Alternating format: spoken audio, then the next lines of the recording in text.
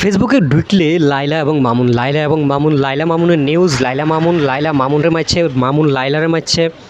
তারপরে আপনার লায়লা মামুনের নামে মামলা করছে, মামুন লায়লার নামে মামলা করছে। এই ভিডিওগুলো দেখতে দেখতে দেখতে মানে ফেসবুক যে ব্যবহার করুম ওই ইচ্ছাটাই মরে যাইতেছে।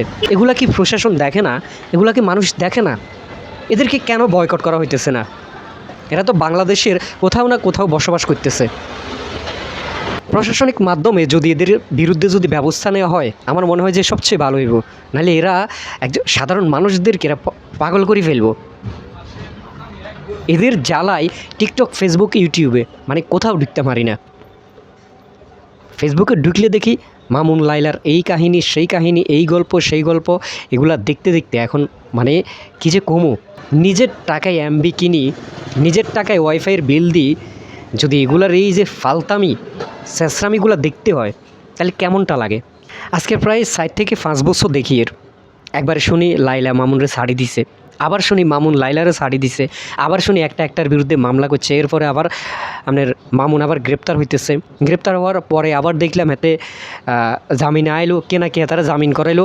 জামিন করাইবার পরে হাতে আবার দেখলাম দুধ দিয়ে গোসল টোসলও করলো। করার পরে আমরা শুনছি কি এখন থেকে আর মামুনের সাথে তার, লায়লার সাথে তার কোনো সম্পর্ক নাই। যাক, অন্তত একটু খুশি হইলাম যে আর অন্তত এই ফাগলামিটা দেখতে হইতো না। এরপরে কদিন পরে আবার দেখি আর কি আবার দোনোগা মিলে গেছে, আনুষ্ঠানিকভাবে মিলছে। আবার একজনটা ছাড়া একজন থাকতো না।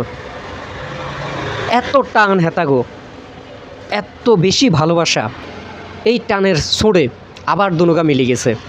মানে এগুলার কি আসলে পরিবার, আত্মীয় স্বজন মানে কে কি নাইনি, এটাই কিছু মাথায় ধরে না। এক একদিন পর এক একদিন টপিক লো এগুন লাইভে আইয়ে।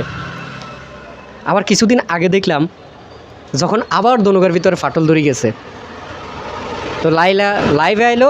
লাইভে আই কইলো কিয়া যে মামুন লায়লার উপর নির্যাতন করতেছে, লায়লার বাড়িতে গেছে, এই সেই। এখন আবার মামুন লাইভে আই কইলো কি যে মামুনরে জিম্মি করে রেখেছে, মামুনের নামে বিভিন্ন ভুয়া কিছু মামলা টামলা দিয়ে এরে জিম্মি করে রেখেছে। এখন তুমি যদি ডিভোর্সটা দিদ এতিরে, এটা কি দেশে আইন আছে না? এতে একার কন্দের কি একার আয় গেছে যে দেশে আইন আছে না? তুই আইনের আশ্রয় নিতেছ না কেন? তুমিও তো হেতির টিয়ার যেই লোভে পড়ি তোর মার বয়সে বেড়িরে তুই বিয়ে করছো, তুই কন্দের বালা। আর হেই বেড়ির তো মানে লাজ লজ্জা বলতে কিছু নাই। ফোলার বয়সা একটা ফোলার তো হেতি বিয়া বইছে। এরপরে কত রকমের কত ঘটনা, কত রকমের কত নাটক, একটা অন্তত মুক্তি দিচ্ছা। তোর কি লজ্জা শরম কি নাই? তোর বয়স হয়ে গেছে মনে হয় যে 49 বছর, কয়দিন পরে তো কবরে চলে যাইবা। কিলে ঘুমা লেদা হলা ইজা লগে এগেন করার এই হোলাঘাত তো অন্তত একটা জীবন আছে নাকি? কত সুন্দর প্রিন্সের মতো চেহারা, প্রিন্স মামুন, এই হোলারে তুই কেমনে জিম্মি করিয়া লাইলা? আর কথাই আছে না, লোভে ফাফে মৃত্যু, এটাই বাস্তবতা।